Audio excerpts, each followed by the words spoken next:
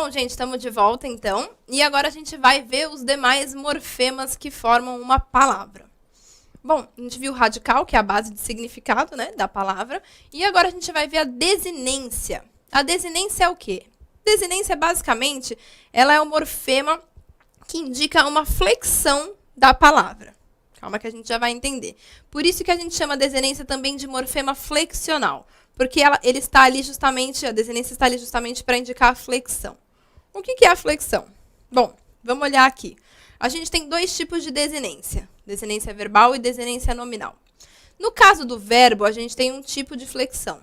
Ou seja, nós temos a flexão modo temporal. O que é isso? É a flexão que indica qual é o modo daquele verbo, ou seja, se está no infinitivo, se está no subjuntivo, se está no indicativo, particípio, gerúndio. E nós temos a flexão de tempo, né? Modo temporal. O tempo ele indica justamente se está no presente, se está no pretérito, pretérito perfeito, imperfeito, futuro do pretérito. Então, essa desinência verbal indica a flexão modo temporal e indica também a flexão número pessoal, que é a flexão de número e de pessoa, ou seja, da pessoa do discurso, primeira pessoa, segunda ou terceira pessoa, e o número, se é do singular ou do plural. Então, aqui eu trouxe essa tabela, que é uma tabela de flexão número pessoal. Então, de desinências aqui, de número e pessoa, para a gente ter só uma ilustração. Isso aqui é só um exemplo para vocês conhecerem. E a gente tem, por outro lado, a desinência nominal, que não se aplica aos verbos, mas sim aos nomes, substantivos, adjetivos e alguns pronomes inumerais que também admitem desinência. Essa desinência pode ser uma indicativa de uma flexão de gênero, ou seja, é masculino ou feminino, ou ela pode ser um indicador de número, se ele está no singular, então aí a gente não tem desinência, ou no plural, que a desinência na língua portuguesa é basicamente o S, certo? Então, a gente vai ver que as desinências, como a gente está vendo aqui, ó, garoto, indica aqui a desinência de gênero masculino, idolatrada, a gente tem o A, que mostra que é a desinência do gênero feminino, certo? A desinência basicamente não muda a palavra, não muda o seu significado. É a mesma palavra, a gente só está indicando se é um feminino, um masculino, um plural, um singular, se é que tempo ou que modo do verbo, mas a palavra continua a mesma, com o mesmo significado, certo? Isso é diferente dos afixos. Esse morfema é diferente porque o afixo ele muda o significado da palavra. A gente vai ver, então, que a gente tem dois tipos de afixo, os prefixos e os sufixos. E eles também são chamados de morfema derivacional. Por que tem esse nome derivacional? Porque a gente vai ver que eles são usados num processo de formação de palavras que se chama derivação. Ou seja, uma palavra derivada da outra. E você pode criar uma infinidade de palavras derivadas usando os prefixos e os sufixos da língua portuguesa.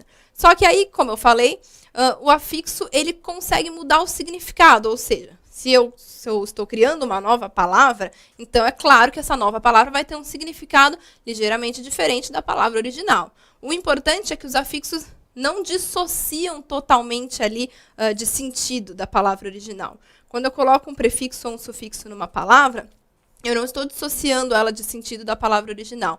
Ela fica basicamente da mesma palavra, ali, da mesma família, do mesmo campo de ideias. Então, eu pego palavras derivadas que estão ligadas, de certa forma, ali no campo semântico, né? No campo dos sentidos. Então, aqui eu coloquei alguns exemplos, como reescrever. O que a gente vê aqui é que você mantém o sentido de escrever, mas você adiciona uma ideia nova. Você está escrevendo de novo.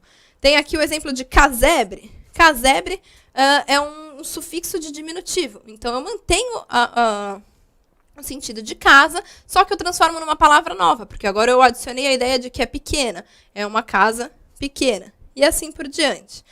A gente vai ver um pouquinho melhor essa questão de prefixo e sufixo mais para frente, mas o que eu queria já deixar dito agora para a gente fixar é que o prefixo, aquele afixo que está antes do radical, ou seja, está antes, no começo da palavra, né, está anteposto, ele não é capaz de alterar a classe gramatical da palavra. O que eu quero dizer com isso? Um substantivo pode ganhar o prefixo que for, sempre vai ser um substantivo. Um verbo também, vai sempre se manter um verbo, como é o caso do que eu coloquei aqui. Reescrever.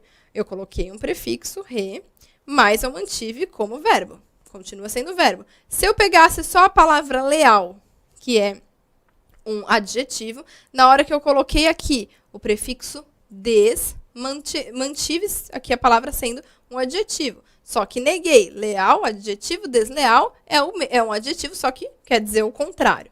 Ok? Essa é uma característica dos prefixos. Outra característica dos prefixos é que eles são um pouco mais livres do que os sufixos, porque eles já carregam em si uma carga de significado que até permite que alguns prefixos existam como palavras soltas, como é o caso do prefixo contra, por exemplo, que a gente usa como uma palavra. Mas também, olha aqui, é um prefixo, como está em contradizer, dizer o contrário. Certo, e o sufixo? O sufixo é o afixo que vem depois do radical, então ele está pós-posto, ele vem no final da palavra. E ele é um pouquinho diferente do prefixo, primeiro porque ele não é tão livre quanto o prefixo, mas principalmente porque ele consegue alterar a classe gramatical dessa palavra. Então eu posso transformar um substantivo num adjetivo por meio de um sufixo. Eu posso transformar um substantivo em um verbo, ou um verbo num substantivo. Eu posso fazer uma mudança de classe gramatical, como aqui nesse exemplo deleitável. Deleitável, na verdade, é um adjetivo que veio do verbo deleitar, que é o verbo aproveitar, né? O verbo regozijar-se, enfim, a pessoa está ali tirando proveito. Então, deleite, né? O verbo deleitar, ele consegue adicionar um sufixo, o sufixo ável, e aí eu tenho o adjetivo deleitável. E posso também transformar no substantivo deleite, como a gente vai ver mais pra frente. Ok? Bom, próximo morfema que a gente tem, vogal temática. O que seria, então, a vogal temática? Bom, vogal temática, também existem dois tipos de vogal temática, como a gente viu nas desinências, nós temos a verbal e a nominal. A vogal temática, nós também temos a verbal e a nominal. A vogal temática, ela serve basicamente para ligar, ela faz uma ligação entre o radical e, justamente, as desinências. Né? Se for num verbo, a desinência é verbal. Se for num nome, a desinência é nominal. Então, vamos olhar aqui para a vogal temática verbal, que é a mais clara, é a mais simples da gente ver primeiro. Vogal temática verbal é aquela vogal que indica qual é a conjugação do verbo. Então, por exemplo, vogal temática A, primeira conjugação. Verbos como estudar, cantar, brincar, passear. Vogal temática E é a vogal que indica que é a segunda conjugação de verbos como ver, ler, crer, que mais? Perder e assim por diante. Temos ali a vogal temática I, que é indicativa de verbo da terceira conjugação. Então, são verbos como rir, por exemplo, ou então inferir, ou diferir. Esses verbos, então, todos de terceira conjugação, porque a vogal temática é I. Então, fica muito simples, quando o verbo está no infinitivo, a gente detectar essa vogal temática. Ela vem depois aqui do radical, e antes do R, que é a desinência de infinitivo. E aí a gente consegue identificar a vogal temática do verbo. E como funciona a vogal temática nominal? A vogal temática nominal, ela é diferente da desinência. A gente precisa prestar bem atenção nisso. A vogal temática nominal, ela aparece em nomes que não têm essa distinção de gênero feminino ou masculino. Independentemente de qual for o gênero, a palavra se escreve da exata mesma forma. Como a gente tem aqui cabelo. Não quer dizer que o gênero da palavra é masculino. Você não tem um cabelo feminino, você não tem uma cabela, né? Então, essa vogal não é uma vogal que está indicando gênero. Ela é uma vogal temática. Ela simplesmente está completando o radical da palavra para realmente melhorar ali a sonoridade da palavra. Mesma coisa em alma. Não dá para você deixar somente o radical alme. Você tem que, né, deixar a pronúncia da palavra corretinha. Então, você coloca ali no final uma vogal temática, mas não é uma desinência de gênero, porque não existe o almo. Alma é sempre alma. Então, veja bem, vogal temática nominal, A, E e O. Contrário das vogais temáticas verbais, que é A, E e I.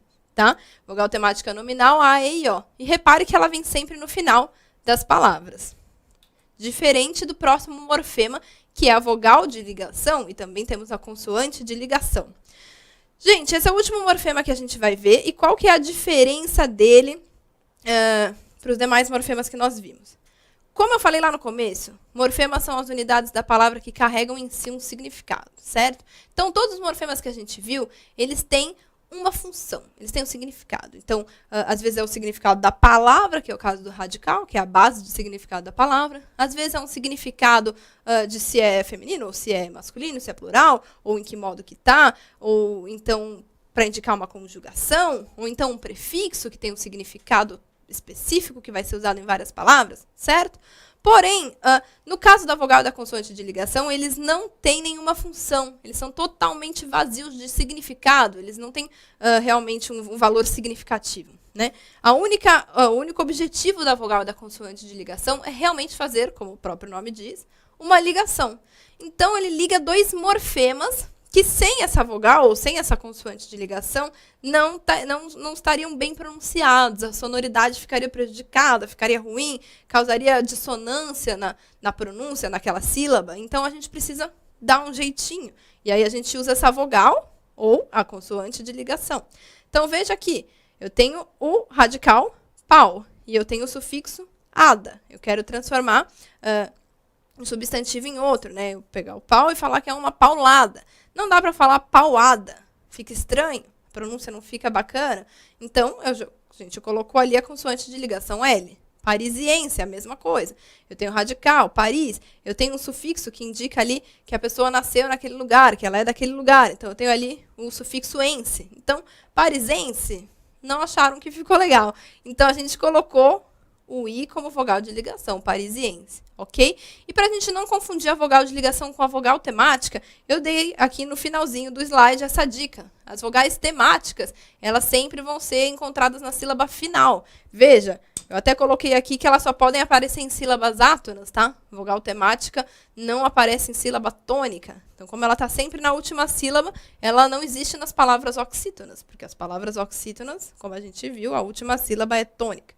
Então, elas aparecem sempre na última sílaba átona da palavra. A vogal de ligação, não. Se ela está ligando os morfemas, ela nunca vai aparecer no final da palavra, mas sim no meio, porque ela vai estar ali fazendo ligação de morfemas diferentes. Ok?